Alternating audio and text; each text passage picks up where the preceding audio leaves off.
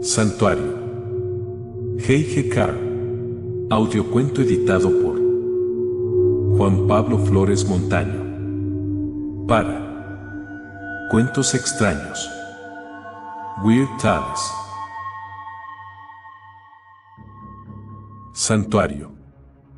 A menudo las religiones son bastante distintas de lo que parecen a primera vista y a veces ni siquiera son religiones propiamente dichas.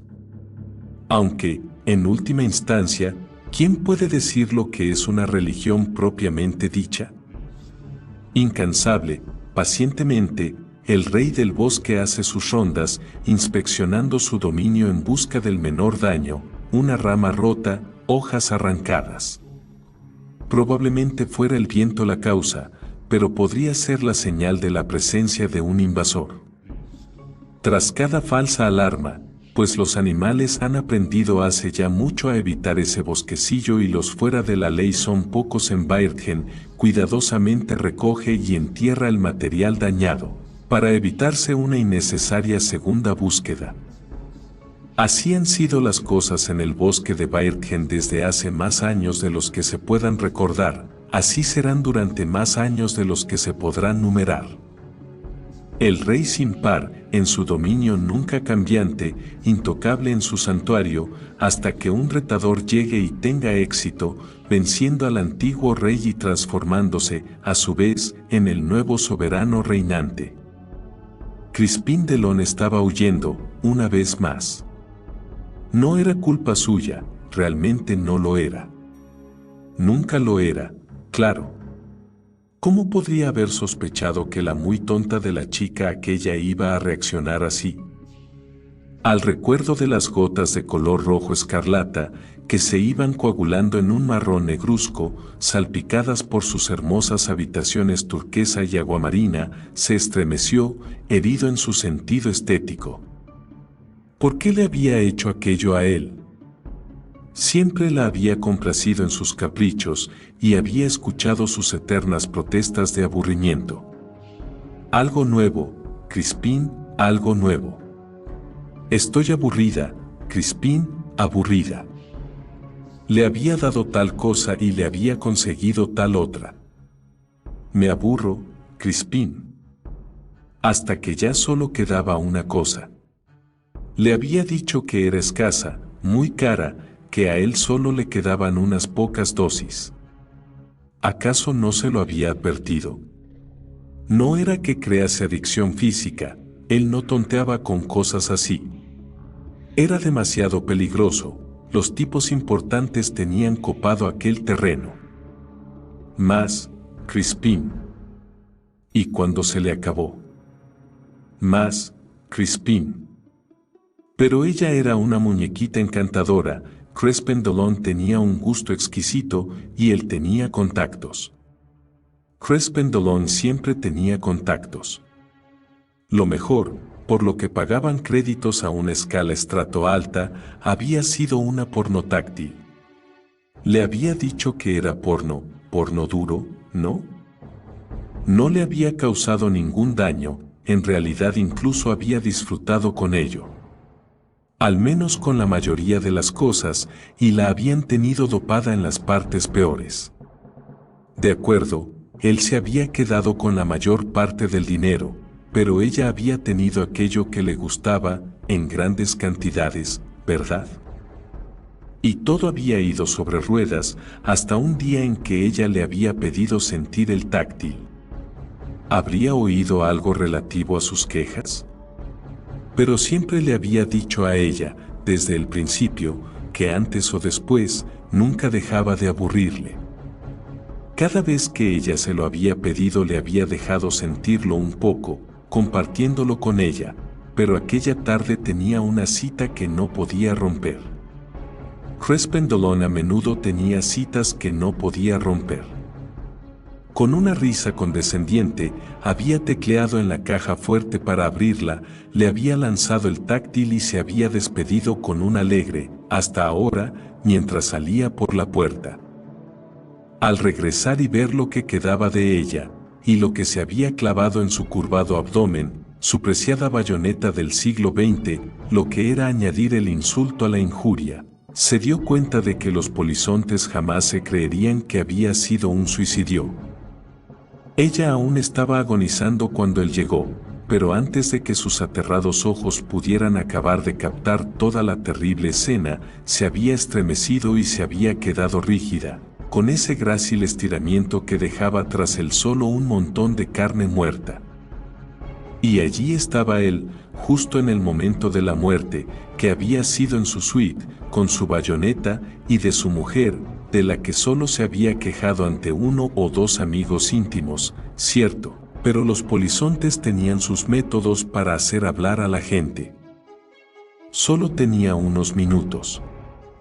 Tan pronto como ella hubiera muerto, una luz habría comenzado a parpadear con rapidez en el cuartel de policía más cercano, pues no estaba modificada por una resonancia de hospital. Pero ya sabía lo que debería hacer, tenía un plan de escape preparado. Crespin Delong siempre tenía un plan de escape preparado. Vaciar la caja fuerte, salir por la puerta, tranquilo, tranquilo. Un cambio rápido en el limpiador público más cercano y luego, la jugada maestra, volver al mismo edificio de apartamentos, a la otra suite que tenía con diferente nombre, con diferente identidad. Luego lo divertido. Llamar a los polizontes y pedirles una escolta, pues la otra identidad era de un mensajero portador de secretos comerciales. El disfraz no podría engañar a un polizonte alertado, pero la escolta le haría pasar sin problemas por los controles del puerto y le llevaría a un saltador alquilado, si es que la alarma no había sonado, y es el riesgo lo que hace que el corazón palpite. Una vez más allá del estrato y ya autorizado para el salto, debería haber estado a salvo. Pero en esta ocasión, ¿habrían logrado los polizontes una parte de su verdadero expediente? No se habían conformado con la formalidad sin sentido de dar una alerta a todos los planetas, que era demasiado cara como para ser enviada sino a los planetas más cercanos, que acostumbraban a ignorarla. Para estar absolutamente seguro, se había dirigido más allá del cúmulo estelar. 3 largos saltos largos más tarde, había solicitado una autorización rutinaria de aterrizaje. Nunca había que llamar la atención más de lo necesario. Y había visto 2 estilizados navíos grises saltar fuera del estrato hacia él, mientras la sirena de su panel de mandos aullaba y una seca voz berreaba por el altavoz. No se había detenido a pensar, se había limitado a golpear los controles. Saltando a ciegas. Jadeando, secándose el sudor de la frente, atisbo en la pantalla mientras el ordenador empezaba a calcular dónde se hallaba. Para su horror, 2 puntos aparecieron en la pantalla, cargando hacia él con impulsión subsalto. Debían de haber centrado su nave, y solo el microscópico error debido a la emergencia del salto le daba un tiempo de respiro. Había aguardado, tenso y atento, hasta que estuvieron casi a distancia de abordaje, esperando dar al navegante automático tiempo para sus cálculos. Quería llegar hasta la guarida, las estrellas sin ley, en donde se hallaría a salvo, en donde podría comprar una nueva identidad. Pero le acosaban demasiado cerca. Otro rápido y ciego salto a cualquier lugar. Y, demasiado pronto, 2 puntos en la pantalla. Se había convertido en un mortífero juego del escondite. Salta, trata de localizar dónde estás, intenta calcular un rumbo, descubre los puntos. Salta. Crespin Delong conocía muy bien el juego de ocultar un garbanzo en uno de 3 dedales, pero nunca había hecho de garbanzo. Era un juego con un límite de tiempo. Se estaba quedando sin combustible. Tras cada salto comprobaba esperanzado cada planeta a distancia de microsalto, confiando hallar un mundo de alta tecnología al que pudiera bajar con el volador personal y perderse hasta que pudiera comprarse una nueva identidad, un nuevo saltador. Pero los mundos de At eran escasos, y sus saltos se producían al azar. No deseaba exiliarse de por vida en algún mundo mugriento y primitivo. Ni tampoco en un mundo asociado, uno que conociese la existencia de la cultura espacial, pero no formase parte de la misma. No, si tenía que abandonar ese saltador marcado por los polizontes. Los viajes espaciales desde esos mundos eran cosa rara y resultaba demasiado difícil lograr colarse en uno de esos vuelos. Y los polizontes podían aterrizar y tenían sus procedimientos para lograr lo que querían. Otro mundo asociado. Que la espiral lo confundiese. Y el nivel de combustible ya era peligrosamente bajo. Quieto. Un momento. Bairken. ¿No había oído algo respecto a él? Se mordisqueó el labio. El navegante podría acabar el cálculo de un microsalto tan fácil antes de que se le acercasen demasiado. Pero tras un micro, estarían pegados a su cola cuando emergieran. Fuera lo que fuese lo que medio recordaba, más valdría que fuera bueno. Dar otro salto a ciegas o... Estaban demasiado cerca. Apretó el mando para el micro. Estaba quemando estrato con los polizontes pegados a su cola cuando recordó una isla con la forma de un trébol de la suerte, de 4 hojas, la cola del mayor de los continentes apunta hacia ella. Por la espiral, que cerca los tengo. Uno diría que esa chica era la hija del gran polizonte. Isla, isla, ¿dónde estás, isla? Allí. El saltador no estaba preparado para ser utilizado como un volador, y menos a baja altura. El paso de Crispín produjo una onda de choque que hizo que los árboles se cimbreasen, aplastó los campos de trigo y convirtió en cascotes una pequeña y vieja estructura en la cúspide de una colina. El rey del bosque siguió ansioso su ronda, sin comprender el repentino sonido ni la cálida oleada. Taro Crespen había visto lo que necesitaba, un largo edificio rectangular y un bosquecillo circular, algo así como una y con su punto, solo que el círculo está vacío. No hay nada más en aquel extremo de la isla. Y dentro del círculo. Santuario. Incluso por la pantalla el edificio parecía increíblemente viejo. No dedicó ningún pensamiento al anónimo montón de piedra y madera que había al otro lado de la isla. Su edificio colgado al borde de un anillo de piedra, un anfiteatro de gigante que servía de refugio a lo que se hallaba dentro, una plana arena en el centro, como si fuera una tarima algo elevada, y un denso anillo de vegetación en derredor. Tenía que ser aquello. Es sagrado según sus creencias.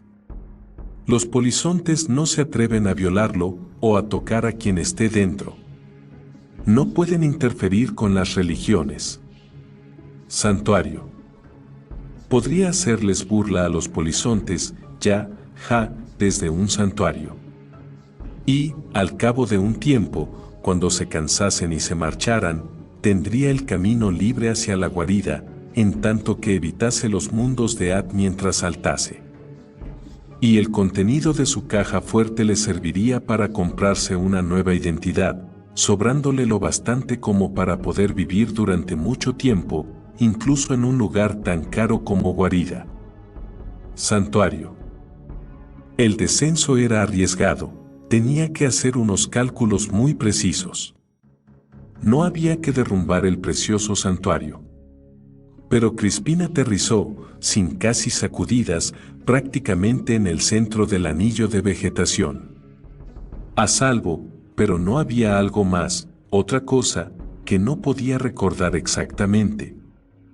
El aire era respirable, abrió la compuerta y miró en derredor.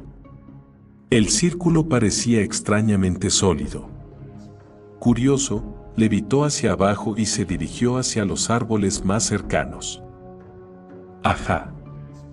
No tenían troncos, en lugar de estos irradiando desde un núcleo central, situado a nivel del suelo, surgían una veintena de tallos diferenciados, cargados de follaje, que se curvaban hacia arriba en una bella forma de vaso.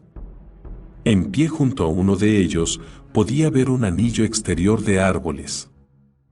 Estaban dispuestos en círculos concéntricos, con un desfase en su espaciado, por lo que desde una cierta distancia uno veía una masa sólida, pero desde más cerca podía descubrir fáciles caminos por entre las hileras, pasos por entre los árboles individuales. Crispín entró en el espacio que había entre los dos anillos más internos, contó 5 anillos diferentes. El rey del bosque estaba explorando el anillo exterior, muy al otro lado de la curva de donde se hallaba Crispín. La masa de los árboles apagaba los ruidosos movimientos del recién llegado.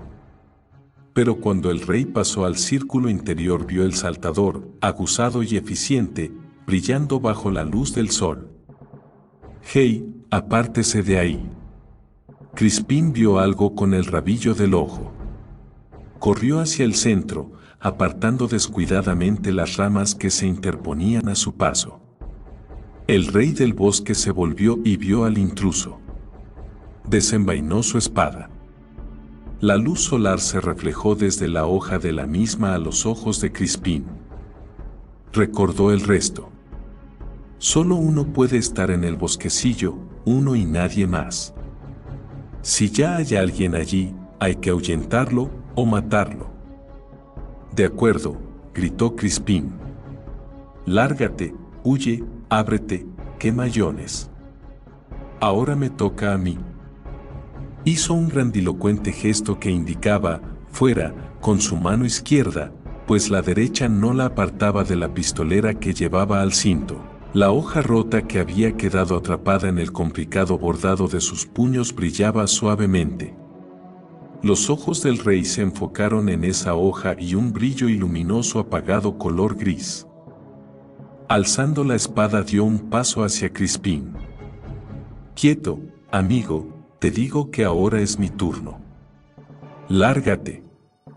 Mira, no seas estúpido, no quiero tener que quemarte». El rey trotó hacia Crispín con paso seguro y la espada en alto.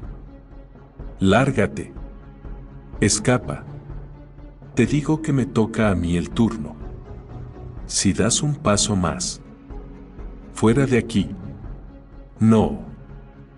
La energía del llameante era invisible, pero el haz de láser de puntería color naranja no lo era.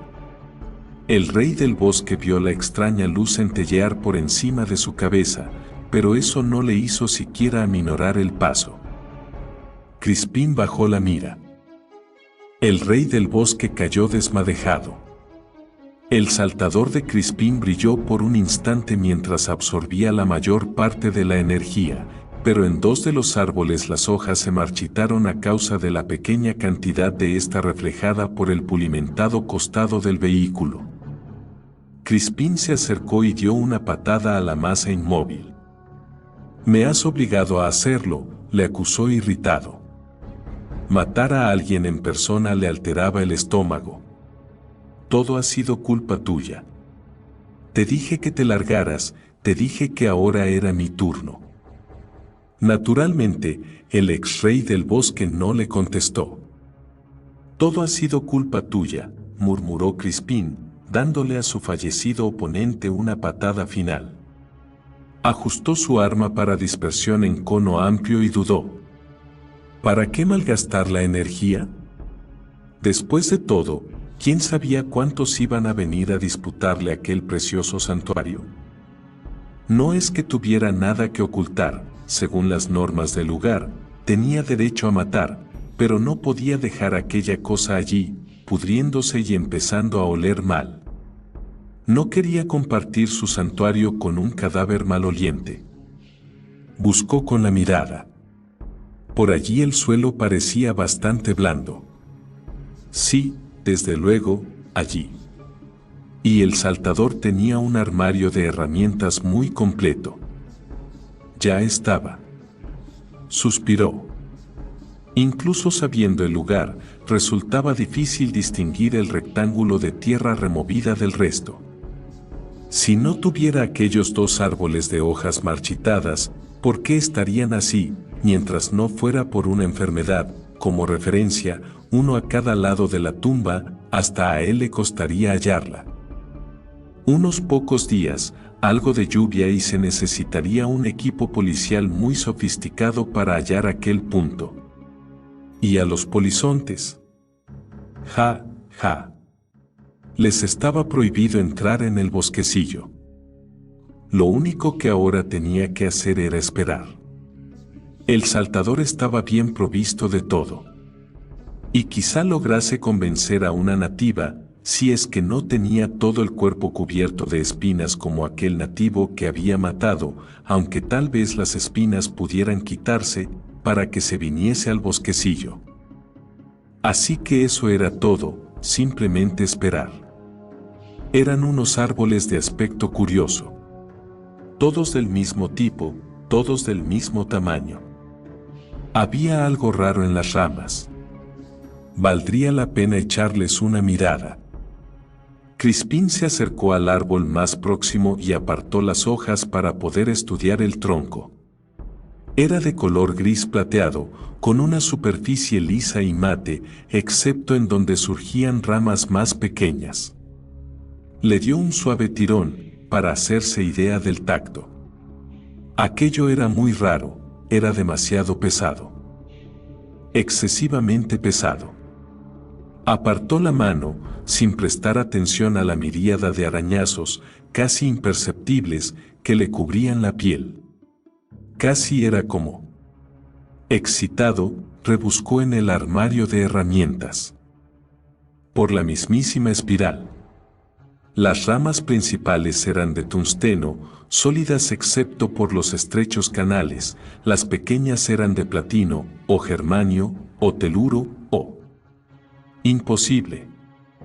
¿Pero acaso las ostras, deliciosas aunque feas, no segregaban perlas? ¿Y no hay vegetales acuáticos que concentran el yodo, el bromo y otros minerales en su interior? ¿No había otros casos de animales que depositaban productos químicos y minerales en sus huesos, cáscaras o carne? Aquel lugar debía de valer. No lo podía totalizar, pues su mente no se cansaba de añadir ceros. ¡Oh, qué maravilla! ¡Qué maravilla! Canturreó, al tiempo que acariciaba la rama más cercana. Se oyó un crujido en algún lugar del círculo. Alguien estaba robándole sus valiosos árboles. Con el llameante en la mano, se apresuró a ir a investigar. Nortin y Dan, mayor de las fuerzas de seguridad de la UC, apenas si lograba controlar su furia y frustración. ¿Es que no lo entiende? Resopló por cuarta vez, es un criminal. Solo queremos llevárnoslo para su rehabilitación, para que ya no cometa más actos malvados. Y así les protegeremos a ustedes. El pequeño humanoide de lisa piel azul al que Nortin llamaba mentalmente el abad, aunque aquella no fuera una traducción muy afortunada de su cargo, asintió pacientemente. Lo entendemos. Pero ha entrado en el bosque, así que no podemos permitirles que lo saquen de ahí. Pero, por la espiral que nos rodea. Ha matado a su gente, 6 en ese edificio que se desplomó y... 7, murmuró el anciano, que en realidad no era un abad. 7, entonces, y ese pobre diablo de los bosques, y ese desgraciado que le llevaba comida. Sí, a todos esos ha matado. Pero ha entrado en el bosque, y... Nortin rechinó los dientes audiblemente. Ha sido bueno que nos hayan dicho ustedes que tiene comida en ese extraño vehículo suyo. Lamento haber perdido a VN antes de saberlo. Pues yo lamento que no hayan sido más. Quizá, si hubiera eliminado a bastantes de ustedes, nos dejarían capturar a ese cerdo asesino. Oh, no. Nunca. No mientras esté en el bosque. Mire, Nortin volvió a rechinar los dientes. Voy a hacer un trato con usted. Sacaremos a Delon y mi compañero Fritz se quedará en su bosquecillo y lo cuidará hasta que yo les pueda traer otro criminal, uno que esté rehabilitado. Oh, no. Había genuino horror en los rasgados ojos, nerviosismo en la cola que azotaba el aire. Nunca. Usted y su compañero son hombres valiosos, hombres necesarios. Jamás podría permitir que uno de ustedes pusiera un pie en el bosque. Ah. De nuevo, Nortin luchó por controlarse. Pero es que no lo entiende, señor. No podemos quedarnos aquí indefinidamente esperando a que Delon salga de su bosquecillo. Tenemos otros deberes, a los que debemos regresar. La cola desapareció en el interior de los ropajes largos y de color arena. Son ustedes los que no entienden. Venga conmigo, por favor. Había un largo camino hasta el bosquecillo. Nortin, que echaba humo, acomodaba sus pasos a los de su acompañante, de piernas más cortas, en hosco silencio. Si no se llevaba a aquel criminal, Delon, el jefe le cortaría la cabeza y la exhibiría en una bandeja. Además, era peligroso. Y no podían permitir que escapase sin castigo. Una mano de 4 dedos rozó su brazo. Esto ya es lo bastante cerca, guardián de la ley. Más cerca no estaríamos a salvo. Nortin alzó la vista, que había mantenido clavada en sus pies. El bosquecillo estaba a unos 20 metros de distancia, era una gigantesca pared curvada, cubierta de hojarasca. Sus lisas formas de lira se unían para formar una parte superior tan lineal como si hubiera sido recortada con unas tijeras gigantes. ¿Ese es su bosque, eh? Sí. Aguardaremos aquí. ¿Por qué? Ya lo verá. No sea impaciente, perseguidor de malvados. Ham. Estudió los árboles, eran bastante vulgares, si se exceptuaba la extraña igualdad de sus tamaños. Hojas verde pálido, ramas marrón oscuro.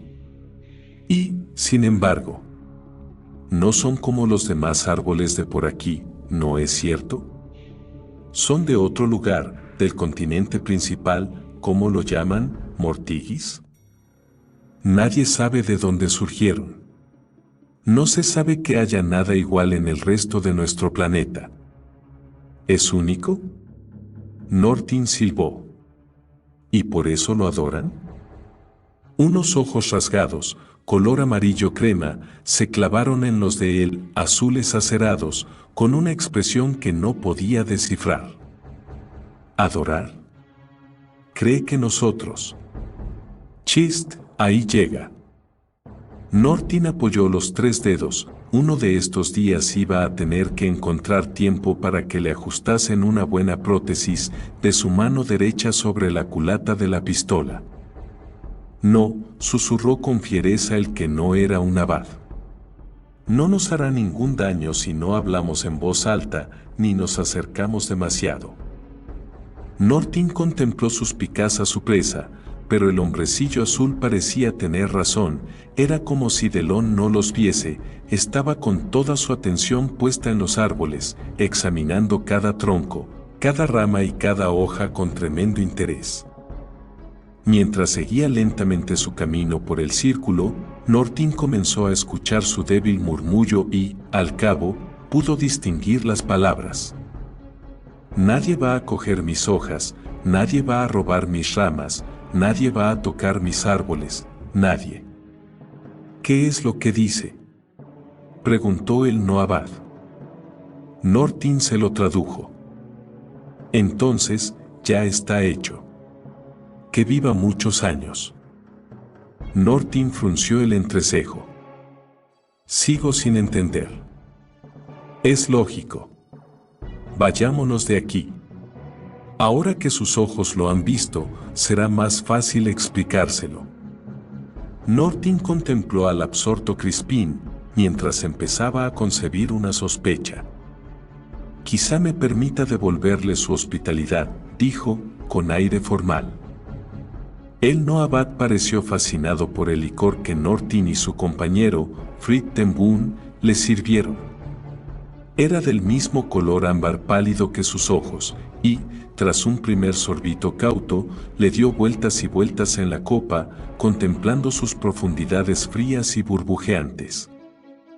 Frida había escuchado un rápido resumen de labios de Nortin y, siendo un hombre tranquilo y paciente, a diferencia de Nortin que era todo nervio y energía, se contentó con seguir sentado, saboreando su propio trago. Me dijo, señor, que nos lo explicaría todo. Eso dije. Pero, ¿por dónde empezar? ¿Por un seto de árboles que no se parecen a ningún otro? Unos árboles con el poder de atraer todo lo que necesitan. Usted preguntó si los adorábamos, honorable señor, pero ¿adora uno al maremoto, al tifón, al terremoto? No, más bien uno los evita si le es posible y, de no serlo, trata de reparar la devastación que provocan. Como usted mismo ha visto, los árboles necesitan a uno. Solo al uno, pero al uno lo han de tener. Si no tienen a ese uno, atraen. En nuestro pasado, decenas de millares de personas han entrado andando en el mar hasta ahogarse cuando los árboles llamaban. Así que, ahora, nosotros estamos aquí. Para servir al uno, para convertirnos en ese uno, si tal cosa fuera necesaria. Cuando no tienen bastantes criminales, claro, intervino Nortin. Tenemos pocos, muy pocos criminales en Baerken. Pero, de vez en cuando, alguien de los otros mundos, como ese al que perseguían, oye una leyenda mal contada y viene hasta aquí. Pero, Frida habló por primera vez, ¿por qué solo criminales? ¿Por qué en ese bosquecillo solo pueden entrar criminales, o ustedes mismos? Porque solo los criminales están lo bastante desesperados como para hacerlo sin saber lo que hacen y únicamente personas dedicadas son capaces de entrar en él voluntariamente y sabiéndolo. Su amigo vio al criminal al que persiguen, restaurador de la paz. Y en él el cambio apenas si se ha iniciado. Con el tiempo se convertirá en un ser casi sin mente o, mejor dicho, su mente será la mente del bosque. Será una rama del bosque, una rama móvil, muy útil. Ni más, ni menos. Solo necesita al uno, pero a ese uno lo ha de tener. Nadie va a tocar mis árboles, repitió Nortin con creciente horror. Sí, ahora ya lo entiende. Aquel que entra en el bosque y es aceptado, pierde su alma. O, si lo prefieren, pierde su mente individual, su personalidad. Únicamente alguien lo bastante desesperado como para querer conservar la vida bajo cualquier circunstancia, o alguien que haya sido educado durante toda su vida en los ideales del autosacrificio, aceptaría entrar ahí. Así que el bosque es un santuario. Pero, inquirió Nortin, ¿por qué solo el uno? Quizás sea, hizo un movimiento abriendo los dedos que recordaba un alzarse de hombros, porque solo pueden controlar al uno, aunque pueden llamar a muchos. Pero siempre ha sido el uno, solamente el uno. Cualquier intruso es un invasor, un destructor potencial de los árboles. El uno lo ataca. Y lo mata, o le matan.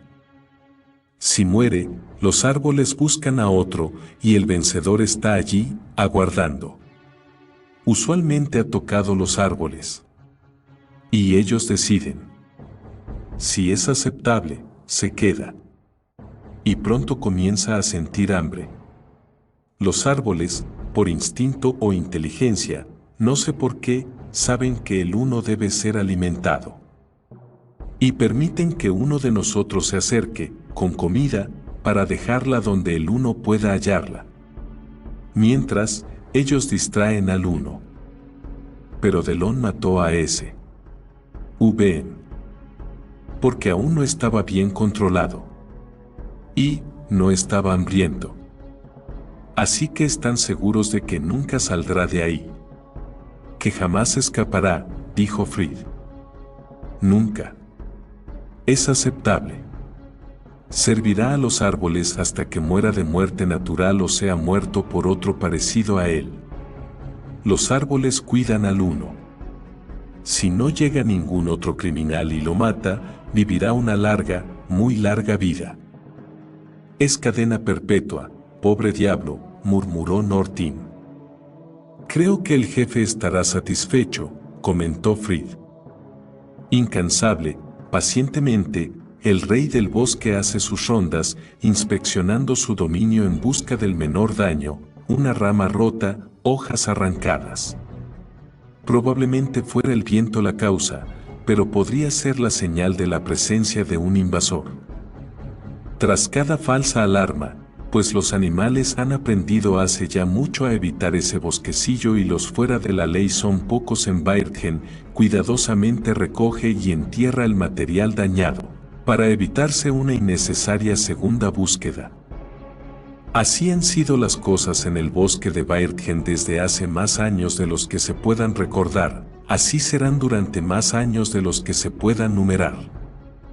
El rey sin par, en su dominio nunca cambiante, intocable en su santuario, hasta que un retador llegue y tenga éxito, venciendo al antiguo rey y transformándose, a su vez, en el nuevo soberano reinante.